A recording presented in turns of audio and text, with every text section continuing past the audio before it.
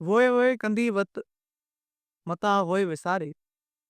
वोए कंदी वत मता वोए विसारे। रंदन मथा रत हार तपसे होते के। अब मौजूद दोस्तों, जिया लतीफ़ जी बोली जी अस। आऊं काशिफ ज़ैन, तव्हांजो पंहिंजो दोस्त, तव्हांजो होस्ट, हाणे तव्हां सां गॾियल हूंदुसि इदराब डिडी चंदे।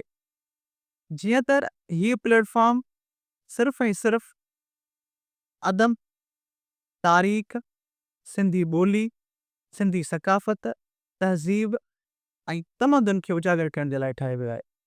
असांजे हिन प्लेटफॉर्म ते असां सिंधी ॿोली समेत दुनिया जूं समूरियूं ॿोलियूं, ॿोलियुनि जा मसइला, उन्हनि जा हल, अदब, तारीख़, तारीख़ी विरसो, सिंध जा मज़हब, सिंध जा माॻ, इन्हनि समूरनि मसइलनि ते ॻाल्हाईंदासीं। गॾोगॾु असां सियासी तज़िया पिणु कंदासीं।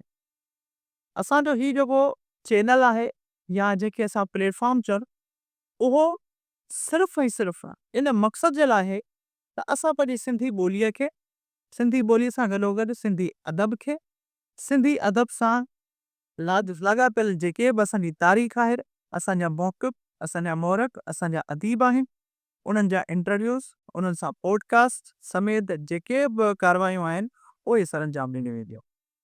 ऐं इन समूरे सफ़र में आऊं तव्हांजो होस्ट काशिफ ज़ैन तव्हां सां गॾु हूंदुसि। गॾोगॾु तव्हांजे साथ जी मूंखे तमामु घणी ज़रूरत हूंदी। ही हिकिड़ी जेका शुरूआत आहे, इहा शुरूआत मौजूदा दौर खे ॾिसी करे कई वई आहे। जे त समूरो दौर, सॼो दौर हाणे सोशल मीडिया ते अची वियो आहे।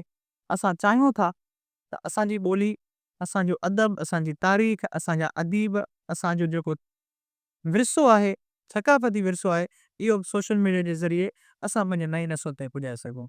सो ही जिस्तजू आहे, ही आरज़ू आहे त असां पंहिंजी तारीख़, पंहिंजे ॿोली जो जेको छॾियल विरसो आहे, उनखे वधि खां वधि नए नसलुनि ताईं पुॼाए सघूं ऐं असांजा जेके तारीख़ी किताब आहिनि, उन्हनि खे सहेड़े करे, उनजो बहितरीन अंदाज़ में तज़ियो करे तव्हांजे साम्हूं पेश करे सघूं। सो इन ॾिस में हीअ असांजी हिकिड़ी नंढड़ी कोशिशि हूंदी, सिंधी अदब जे लाइ, सिंधी तारीख़ ऐं ॿोली जे लाइ जेको नंढड़ो असांजो कंट्रीब्यूशन हूंदो। सो उमेद कंदासीं त ही पोरियो तव्हां वटि क़बूल पवंदो। वॾियूं महिरबानियूं। सिंध सलामत, साथ सलामत।